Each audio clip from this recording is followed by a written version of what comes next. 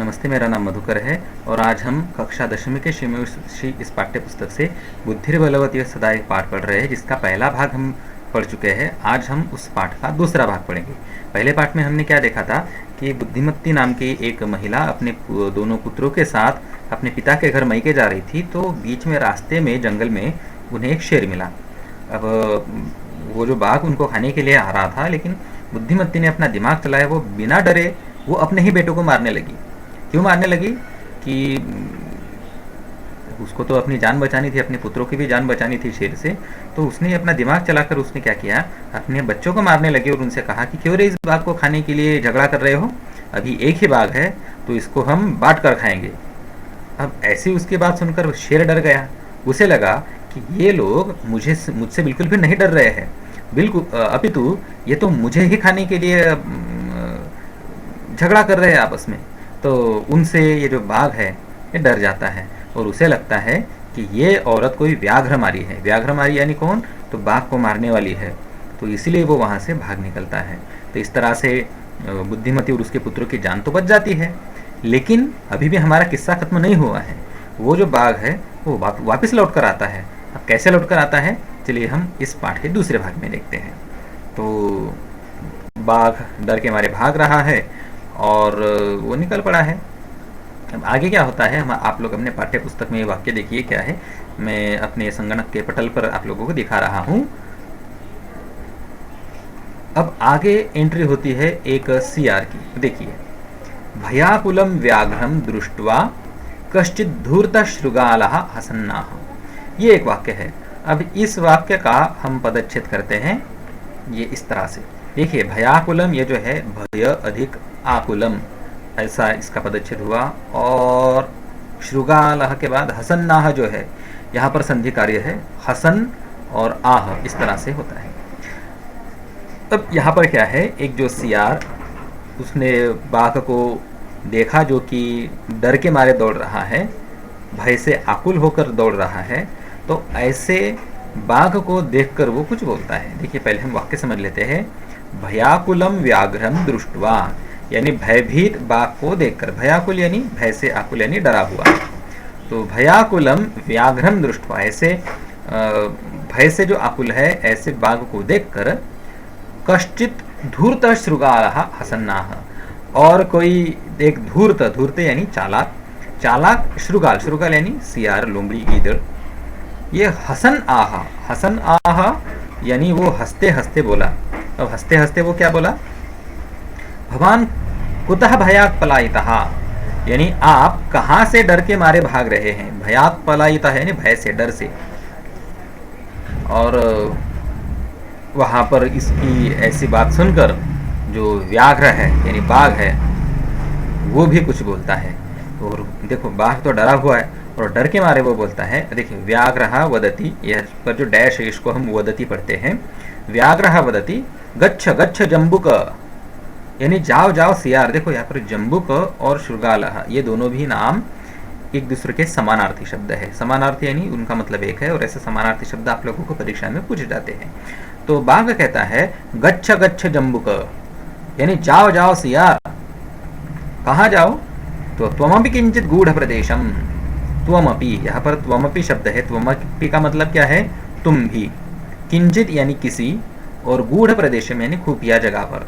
खुफिया जगह पर किस लिए जाते हैं, छुपने के लिए जाते हैं। तो तुम भी किसी ऐसी जगह पर जाओ जहाँ पर तुम छुप सको, गूढ़ प्रदेशम।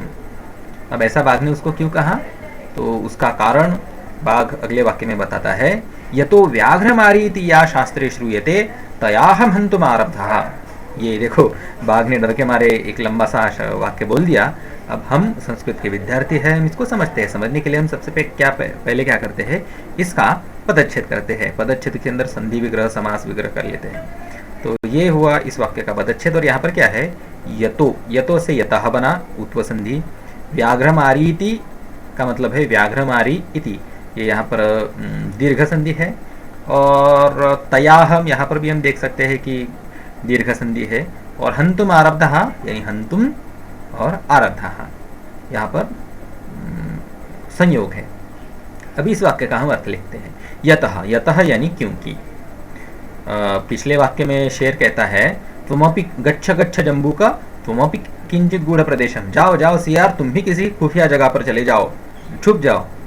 और यतः, आगे यतः है, यतः यानी क्योंकि, क्योंकि व्याघ्रमारी इति या शास्त्रे श्रूयते, यानी व्याघ्रमारी इस नाम से जो शास्त्र में सुनी है हमने, यानी शास्त्रों में जिसका वर्णन है व्याघ्रमारी इस नाम से, तया अहम हंतुम आरब्धः, उसके द्वारा मैं मारा जा रहा था, यानी वह मुझे मार रही थी, ऐसा बाघ उससे कहता है। अब देखिए यहाँ पर व्याघ्रमारी इति शास्त्रे श्रूयते, यहाँ पर शास्त्र का मतलब क्या है? तो शास्त्र, इंसानों के लिए शास्त्र क्या है? बड़े बड़े ग्रंथ, विज्ञान, चर्चाएं, विद्वान लोग जिस पर चर्चा करते हैं वो शास्त्र होता है। अब इंसानों के लिए शास्त्र तो अलग अलग तरह के ग्रंथ है, लेकिन ये जो वन्य जीव है, जंगल है, जंगल का शास्त्र क्या हो सकता है? तो जंगल की सुनी सुनाई कहानियां। तो जंगल का जो शास्त्र है, यानी सुनी सुनाई जो कहानियां है जंगल में, मेरे विचार से, तो उसमें बाघ ने ये सुन लिया, व्याघ्रमारी की कोई कहानी सुन ली, और बाघ को लगा कि शायद यही औरत व्याघ्रमारी है और वो उसको मार रही है। तो इसीलिए शेर ने कहा कि यतः व्याघ्रमारी इति शास्त्रे श्रूयते, यानी जो शास्त्रों में, यानी हमारी जंगली कहानियों में व्याघ्रमारी इस नाम से जो जानी जाती है, तया अहम हंतुम आरब्धः, उसके द्वारा मैं मारा जा रहा था, वो मुझे मार रही थी। अगला और वाक्य देखिए, बाघ क्या कहता है। बाघ तो डरा हुआ है, एक के बाद एक वाक्य बता रहा है वो डर के मारे। परम गृहीत कर जीवितो नष्टः शीघ्रम तदग्रतः, इस वाक्य को समझिए। परम, परम का मतलब है लेकिन, गृहीत कर जीवितो नष्टः, देखिए गृहीत यानी लेकर, कर, कर यानी हाथ या फिर हम हथेली भी कह सकते हैं, और जीवितः यानी अपनी जान, तो अपनी जान को हथेली पर, कर यानी हाथ, और गृहीत यानी लेकर, नष्टः, नष्ट यानी भाग गया, तो अपनी हथेली को, माफ कीजिए हथेली ने, अपनी जान को अपनी हथेली में लेकर नष्ट हो गया, नष्ट हो गया यानी भाग गया। इसको हमने पिछले भाग में देखा था। कहाँ? शीघ्रम, शीघ्रम यानी जल्दी से, और तदग्रतः, तदग्रतः का मतलब क्या है? उसके सामने से। अब उसके सामने से मतलब कैसे? यहाँ पर तद और अग्रतः ऐसे दो शब्दों से तदग्रतः बना है, और तद अग्रतः यहाँ पर समास भी है, षष्ठी तत्पुरुष समास, तो तस्याह अग्रतः ऐसा समास है यहाँ पर, यानी उसके सामने से, अग्रतः यानी सामने से। किसके सामने से? तस्याह अग्रतः, तस्याह अग्रतः का समास बन गया तद अग्रतः, तो ऐसे तद अग्रतः शब्द बना। परम गृहीत कर जीवितो नष्टः शीघ्रम, यानी मैं जल्दी से ही अपनी जान हथेली में लेकर भाग गया। कहाँ से? तद अग्रतः, उसके सामने से मैं भाग गया। तो ऐसा कुल मिलाकर बाघ ने बता दिया कि व्याघ्रमारी जो कोई एक नाम की औरत है, जिसके बारे में हमने सुना है जंगल के शास्त्रों में, उसके द्वारा मैं मारा जा रहा था, लेकिन अपनी जान को हथेली में लेकर मैं जल्दी से वहां से भाग गया। अब ये सारी बातें सियार सुन रहा था। अब देखिए, आप बच्चों ने कभी कभी भूतों की कहानियां भी सुनी होंगी। कुछ कुछ बच्चे भूतों वाली कहानियां बताते हैं, कुछ कुछ बच्चे डर जाते हैं, लेकिन कुछ कुछ जो ढीठ बच्चे हैं, धैर्यवान बच्चे हैं, वो भूतों की कहानियों से नहीं डरते हैं। तो ठीक ऐसी ही एक व्याघ्रमारी की कहानी है जो जंगल में फैली हुई है। तो ये जो सियार जो है ये नहीं डरता है, इसका कुछ उस व्याघ्रमारी की वाली कहानी पर भरोसा नहीं रहता है, तो ये हंसने लगता है बाघ कर। शृगाल कहता है, व्याघ्र भाई बाघ, त्वया महत् कौतुकम आवेदितम यद मानुषादपि बिभेषि। देखिए इस वाक्य को हम समझते हैं। सियार कहता है, भाई बाघ, त्वया महत् कौतुकम आवेदितम, त्वया यानी तुमने, महत् कौतुकम, महत् यानी बड़ी, और कौतुकम यानी बड़ी मजेदार बात, मजे वाली बात। त्वया महत् कौतुकम आवेदितम, आवेदितम यानी बताई है। तुम तो भाई कैसे मजाक वाली बात कर रहे हो। और कौन सी बात? यन मानुषादपि बिभेषि। अब यहाँ पर हम संधि विच्छेद करते हैं। संधि विच्छेद होता है यत मानुषात अपि बिभेषि। आप लोग समझ सकते हैं यहाँ पर यन मानुषात जो है, यहाँ पर अनुनासिकत्व संधि है, वर्ण का प्रथम वर्ण का पंचम वर्ण में परिवर्तन। तो यत मानुषात अपि बिभेषि, यत का मतलब है कि, मानुषात अपि यानी इंसानों से भी, और बिभेषि, बिभेषि यानी डर रहे हो। तो व्याघ्र त्वया महत् कौतुकम आवेदितम, भाई बाघ तुमने तो बहुत मजेदार बात बताई है, यत मानुषादपि बिभेषि, कि इंसानों से भी डर रहे हो। तो ऐसा सियार उस बाघ को बताता है, उकसाता है। आगे देखिए क्या होता है। अब सियार ने तो उसकी मजाक उड़ाई बाघ की, तो उस पर उत्तर देते हुए बाघ तो डरा हुआ है, और ये डरा हुआ बाघ एक लंबा वाक्य बोलता है, न प्रत्यक्ष में वो मया सात्म पुत्रा वेकैकशो मामत्तुम कलाह कलहाय मानो चपेटया प्रहरन्ति दृष्टा। ऐसा है, एक लंबा चौड़ा वाक्य बाघ बोलता है। अब ये लंबा चौड़ा वाक्य है, अब वो सियार और बाघ तो संस्कृत में बोल रहे हैं, उनको शायद संस्कृत भाषा आती होगी, लेकिन हमें तो नहीं आती है, तो हम इस वाक्य को तोड़ रहे हैं, अलग अलग हिस्सों में उसका पदच्छेद कर रहे हैं। देखिए, यह है उस वाक्य का पदच्छेद। पदच्छेद में क्या है? प्रत्यक्षम एव मया सा आत्मपुत्रौ एकैकशः माम अत्तुम कलहायमानौ चपेटया प्रहरन्ति दृष्टा। अब यहां पर हम देखेंगे कि पदच्छेद कहां कहां हमने किया है। प्रत्यक्षम एव, ये जो है इसका प्रत्यक्षम और एव ऐसा हमने संयोग जो था उसको अलग अलग किया। आगे है सात्मपुत्रा एकैकशो, यहां पर भी देखिए सा आत्मपुत्रौ एकैकशः, ऐसा संधि हुआ, सा प्लस आ यानी यहाँ पर दीर्घ संधि हुआ। अब पुत्रौ और एकैकशः, यहाँ पर आप लोग जैसे कि समझ सकते हैं कि अयादि संधि है, और वैसे देखा जाए तो एकैकशः यहाँ पर भी वृद्धि संधि है, लेकिन एकैकशः इस शब्द को हम एक ही शब्द मानते हैं, इसलिए इसको विच्छेद नहीं किया। आगे है मामत्तुम, यहाँ पर हमने संयोग था उसको अलग अलग किया, तो ऐसा हुआ ये संयोग पदच्छेद। अब इसका हम अर्थ समझते हैं। देखिए, प्रत्यक्षम एव, प्रत्यक्षम का मतलब होता है अपनी आंखों से, और एव यानी ही, किसी वाक्य पर जोर देकर बोलने के लिए एव का प्रयोग करते हैं। तो प्रत्यक्षम एव, अरे भाई अपनी आंखों से ही, मया, मया यानी मैंने, सा यानी वह कौन? तो बुद्धिमती, वो जो औरत थी जिसको बाघ व्याघ्रमारी कह रहा है। आत्मपुत्रौ एकैकशः, आत्मपुत्रौ, आत्म यानी सेल्फ अपने, और पुत्र यानी पुत्रों को, तो अपने पुत्रों को एकैकशः, एकैकशः यानी एक एक करके, माम अत्तुम, माम यानी मुझे, अत्तुम, अत्तुम का मतलब होता है खाने के लिए। देखो यहाँ पर अत्ति ये क्रियापद है, क्रियापद कौन सा है? अत्ति। मैं आप लोगों को लिखकर दिखा रहा हूं, यानी इस चीज को मुझे जरा सा समझाना पड़ेगा आप लोगों को। देखिए, अत्ति,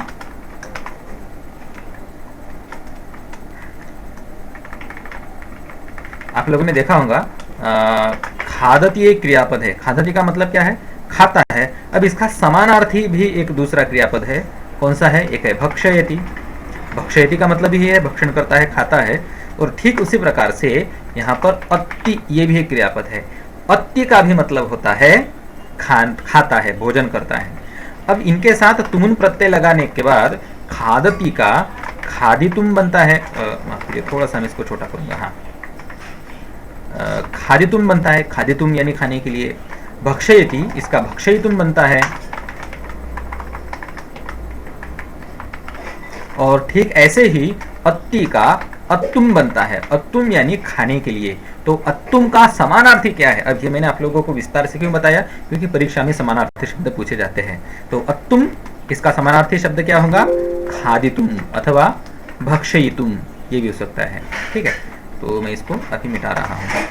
तो यहाँ पर देखो, एक एक शह माम अत्तुम, यानी उसके जो दोनों पुत्र थे, एक एक करके मुझे खाने के लिए, कलहाय मानव, जो मुझे खाने के लिए झगड़ा कर रहे थे एक एक करके, उन दोनों को चपेटया प्रहरंती दृष्टा, उन दोनों को मैंने वो जो बुद्धिमती को मारते हुए देखा।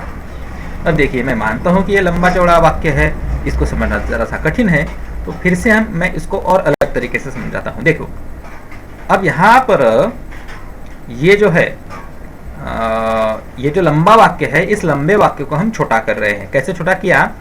कि इसमें जो ऑब्जेक्ट है यानी कर्म पद है, उसको हम अभी के लिए हटा देते हैं। ऑब्जेक्ट क्या है यहाँ पर?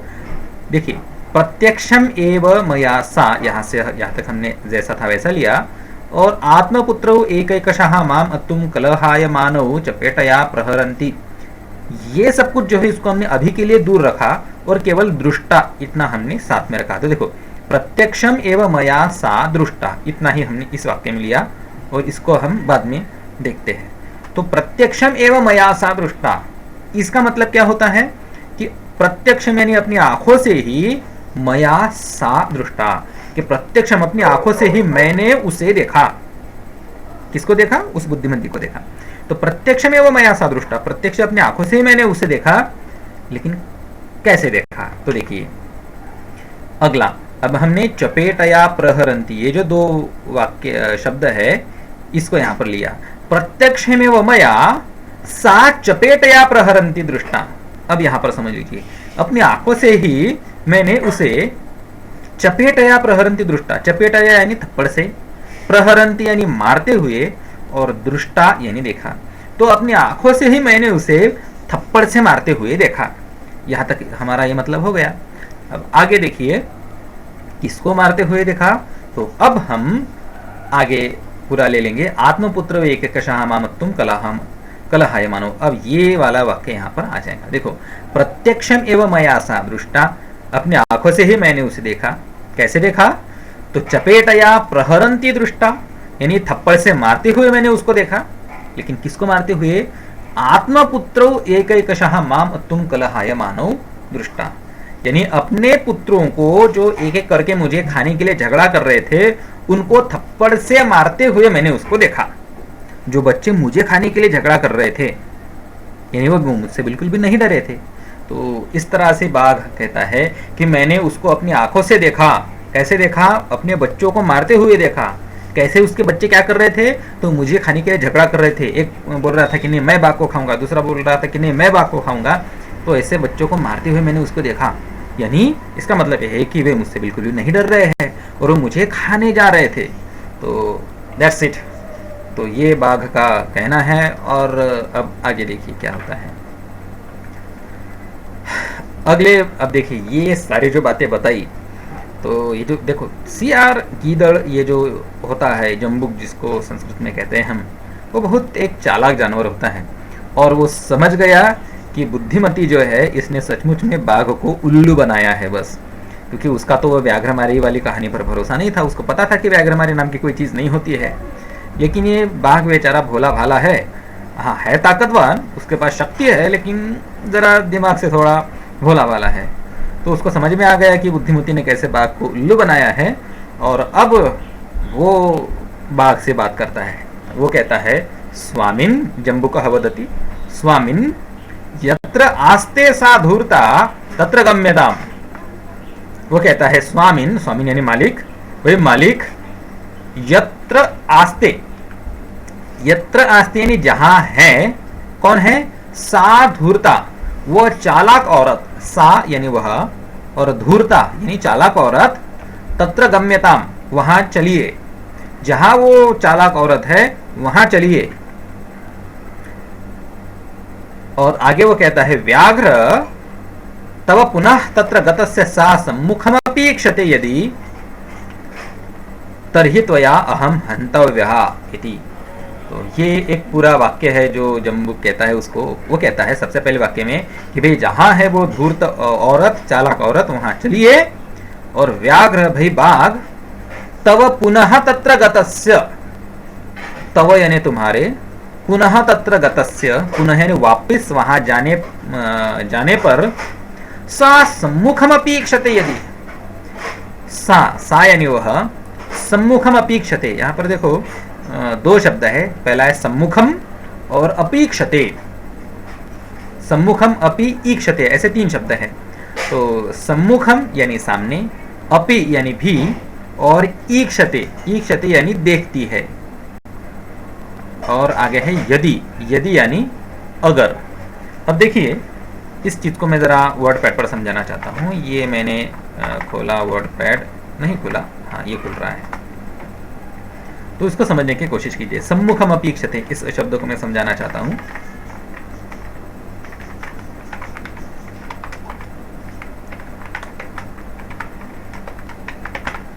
ये है वो।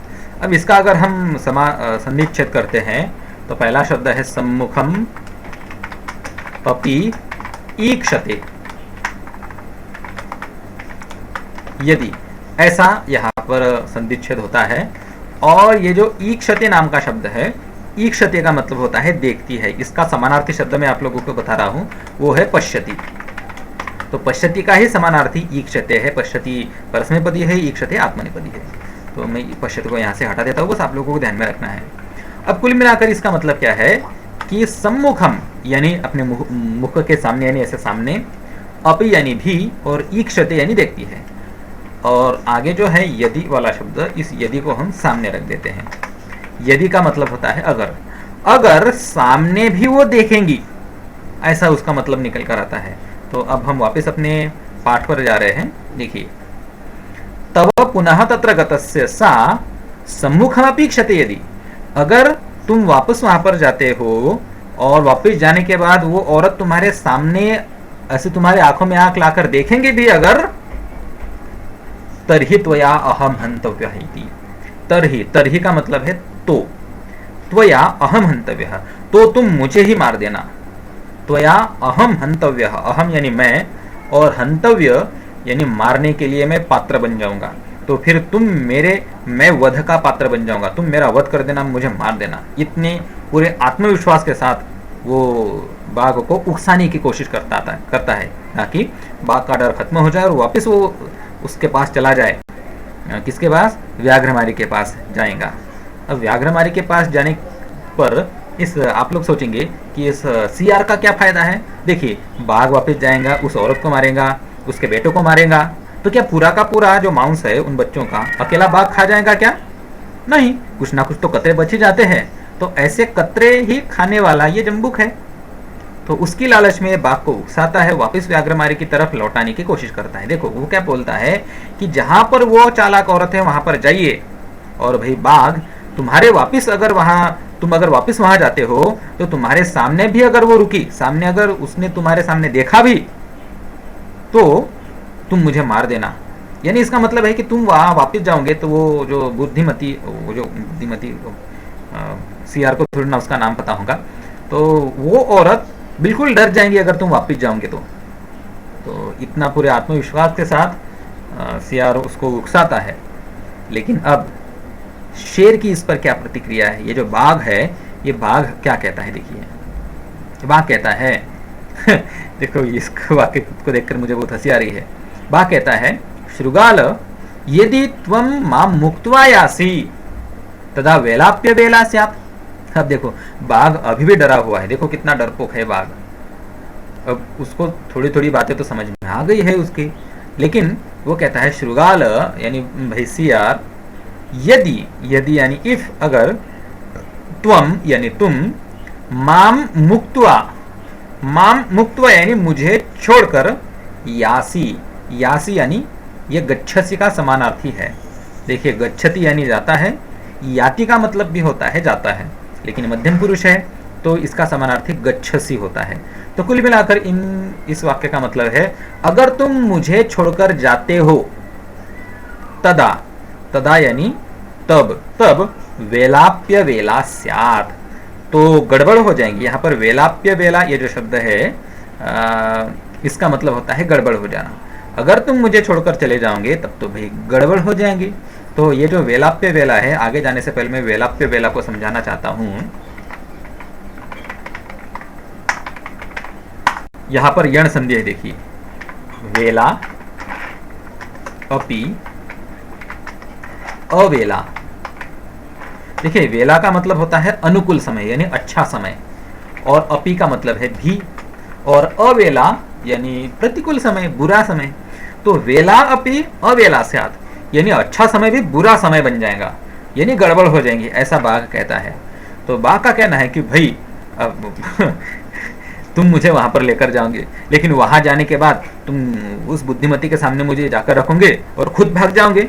यदि तुम माम मुक्त ऐसी, वहां जाकर अगर तुम मुझे छोड़कर चले गए तथा वेलाप्य वेला स्यात्, तब तो गड़बड़ हो जाएंगी, ऐसा बाघ कहता है। और आगे जम्बू का कह वदति है। अब इसके बाद वो जो सीआर है वो सीआर का कहता है, देखिए, यदि एवं, अगर ऐसा है, तरहि माम निज गले बधवा चल सत्वरम। अब वो जल्दी में उसको लेकर वहां जाना चाहता है, क्योंकि सीआर को डर है कि वो शायद वो औरत वहां से चली ना जाए हमारे वहां जाने से पहले। तो जल्दी में उसका कहता है, यदि एवं, अगर ऐसा है, तरहि माम निज गले बधवा चल सत्वरम। अगर ऐसा है, तरहि, देखो यदि जहां पर है वहां पर तरहि शब्द आता है। अगर ऐसा है तो, तरहि का मतलब तो है, माम, माम यानी मुझे, निज गले बधवा, निज यानी अपने, और गले, गल यानी ऐसा हमारा गला कंठ, और गले यानी गले में। अगर ऐसा है तो माम निज गले बधवा, बधवा यानी बांध कर, चलो सत्वरम जल्दी से चलो। अगर ऐसा है तो मुझे अपने गले में बांध कर चलो जल्दी से, ऐसा सीआर उसको कहता है। और अगला वाक्य देखिए, यहाँ पर उन दोनों का जो संवाद है वो खत्म होता है। अब पाठ में आगे लिखा हुआ है स व्याघ्रः तथा कृत्वा काननम ययौ, यानी वह बाघ वैसा करके जंगल में चला गया। देखिए यहाँ पर स व्याघ्र, यहाँ पर विसर्ग लोप संधि है, यहाँ पर सह व्याघ्रः ऐसा शब्द आता है।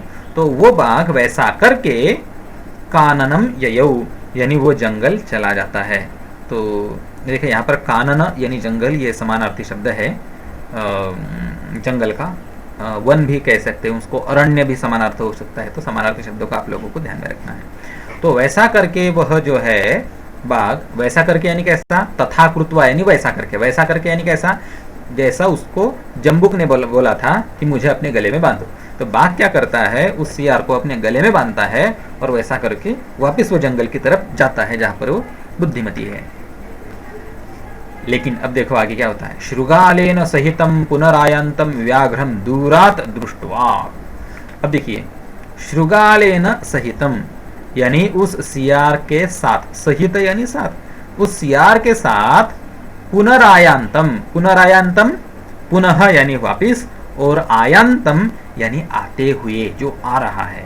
तो वापिस आते हुए व्याघ्रम दूरात दृष्ट्वा, उस बाघ को दूर से देखकर, यानी उस सियार को, सियार के साथ वापिस आते हुए बाघ को दूर से ही देखकर बुद्धिमती चिंतितवती, वो जो बुद्धिमती है वो सोचने लगी। अब क्या सोचती है, जम्बुक कृतोत्साहात व्याघ्रात कथम मुच्यताम, यानी जम्बुक कृत उत्साहात, ऐसा यहाँ पर संधि है, कृत उत्साहात गुण संधि है यहाँ पर। तो जम्बुक कृत उत्साहात, तो जम्बुक के द्वारा जिसको उत्साह कराया गया है, यानी जम्बुक के द्वारा यानी उस सियार के द्वारा जिसको प्रेरित किया गया है, ऐसे बाघ से अब कैसे छूटा जाए। कथम मुच्यताम, किस तरह से हमारा संकट मोचन हो जाएगा, किस तरह से हम बचेंगे, ये बुद्धिमती सोचती है। जहां पर जम्बुक कृतोत्साहात, इस शब्द का मतलब फिर से एक बार मैं बता रहा हूं कि जम्बुक के द्वारा प्रेरित, ऐसा इसका मतलब होता है। यानी जम्बुक के द्वारा उकसाया गया बाघ जो है, उसके संकट से अब हमारी रक्षा कैसे होगी। तो ये बात बुद्धिमती सोचती है। तो इस तरह से हमने ये जो बुद्धिर्बलवती सदा, इस पाठ का एक दूसरे भाग में क्या देखा कि किस तरह से जो बाघ, देखिए यह महत्वपूर्ण है, यहाँ पर वीडियो को रोकिए मत। संकट तो दूर चला गया था, लेकिन कुछ स्वार्थी लोग ऐसे होते हैं जो कि आपके तरफ संकट वापिस लेकर आते हैं। देखिए बाघ तो चला गया था, लेकिन ये जो सियार है ये स्वार्थी था। इसने अपना मतलब के लिए बाघ को वापस से उकसाया बुद्धिमती के तरफ आने के लिए। अब ये जो सियार था वो खुद तो शिकार नहीं करता, लेकिन बाघ जो शिकार करता है उसका जो बचा कुचा रहता है वो कतरे वो सियार खाता रहता है।